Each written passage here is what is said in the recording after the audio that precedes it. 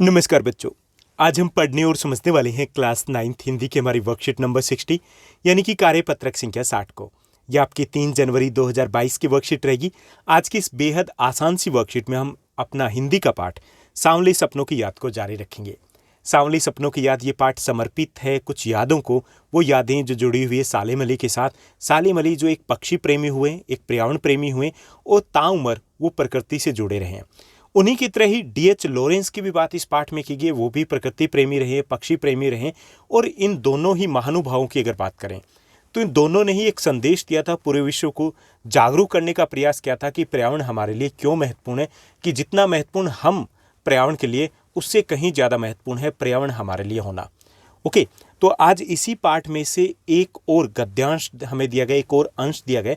उस अंश को हम पढ़ेंगे, समझेंगे और उस पर आधारित प्रश्नों को हमें हल करना है। तो चलिए शुरुआत करते हैं हम आज की इस वर्कशीट की।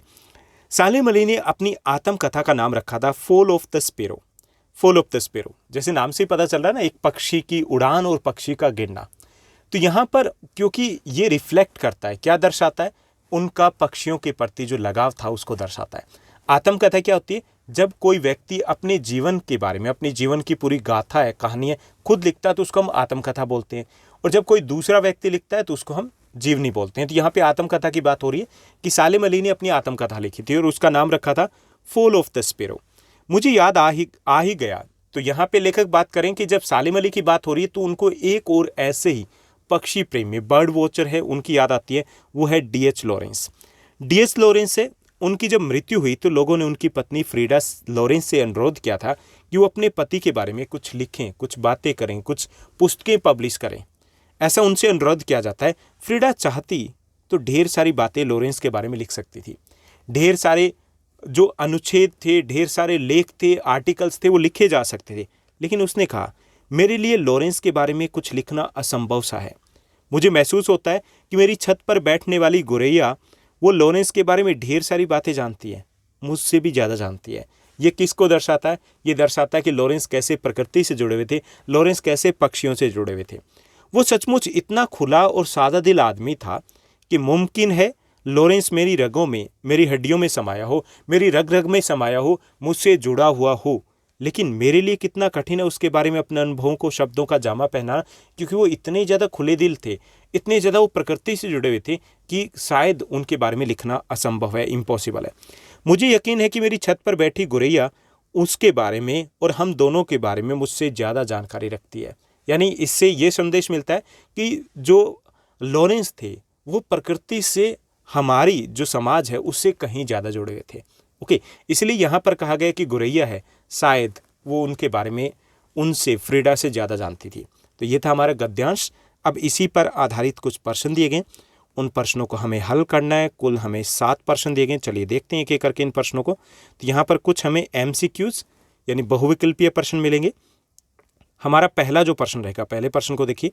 पहला हमारा प्रश्न है, सालिम अली ने अपनी आत्मकथा का नाम क्या रखा था, ये हमें बताना है। ओके, तो यहाँ पर हमें विकल्प दिए गए। पहला गुरैया रखा, दूसरा उन्होंने फॉल ऑफ द स्पैरो रखा, तीसरा उन्होंने बर्ड वॉचर रखा, चौथा उन्होंने मेरे अनुभव रखा। तो इसमें करेक्ट जो आपका विकल्प रहेगा वो क्या रहेगा? फॉल ऑफ द स्पैरो, उन्होंने अपनी आत्मकथा का नाम रखा था।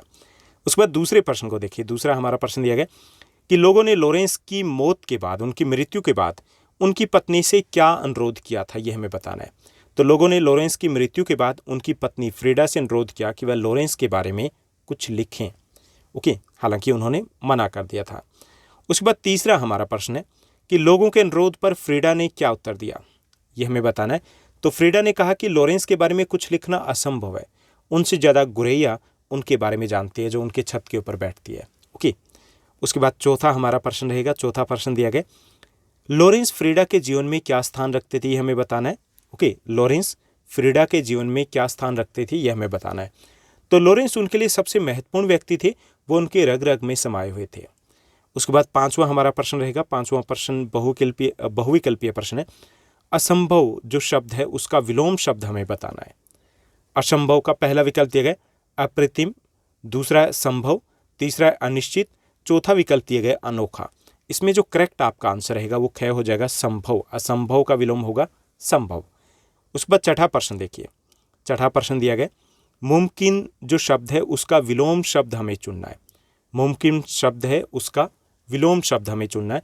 तो पहला विकल्प दिया गया संभव, दूसरा नायाब, तीसरा विकल्प दिया गया हमें नामुमकिन, चौथा है निश्चित। तो इसमें सही जो हमारा विकल्प रहेगा वो गैर रहेगा, नामुमकिन। ओके, एक तरीके से असंभव हो गया। ओके, विलोम चुनना है हमें मुमकिन का। उसके बाद 7वां प्रश्न देखिए। 7वां प्रश्न भी काफ़ी आसान है। पक्षी शब्द है उसके 2 पर्यायवाची हमें लिखने हैं। ओके, पक्षी शब्द के 2 पर्यायवाची बताने। पहला हो जाएगा खग, दूसरा हो जाएगा पंछी। ओके, हो गया। तो ये थी हमारी आज की वर्कशीट। काफ़ी आसान थी। उम्मीद करता हूँ सब कुछ आपको अच्छे से समझ में आया होगा। अगर आपको ये वीडियो, ये वर्कशीट अच्छी लगी तो इस वर्कशीट को लाइक और शेयर जरूर कीजिएगा। आज के लिए बस इतना ही। Thank you, bye bye, have a nice day.